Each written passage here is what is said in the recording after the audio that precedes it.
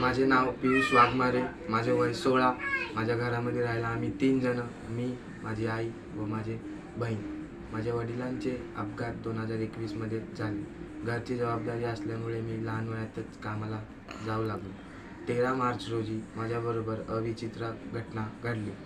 2:30ला कॉलेजवरून सुटून मी मानव कल्याणच्या स्टॉपवर येऊन बसलो.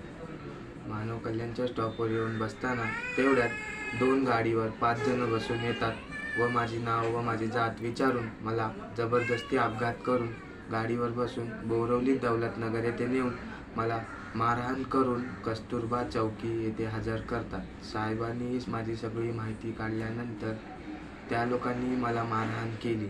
साहेब मला बोलत होते की तू गुन्हा कबूल कर, पण मी गुन्हा कबूल नाही केला. मी गुन्हा कबूल केलाच नाही, कारण मी गुन्हा केलाच नाही तर मी कबूल कशाला करू. साहेबांनी मला मारहाण केली, पट्ट्याने मारल्या, माझ्या हातापायावर मारलं, मला लाथाबुक्क्या घातल्या, माझे कपडे काढून मला मारलं. तेवढ्यात माझी मम्मी व माझी मावशी चौकीमध्ये हजर झाले. त्यांना एक लेटर दिले. माझी मम्मी जास्त शिकलेली नव्हती म्हणून न काय वाचता त्या लेटरवर साईन करून आम्हाला चौकीतून मला सोडले. चौकीतून सोडल्याच्या नंतर त्या लेटरमध्ये असं लिहिलेलं की मुंबई डोंगरी येथे याला हजर कर.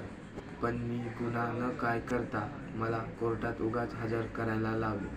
अशा पोलिसवाल्यांना कसा आम्ही सॅल्यूट मारायचा.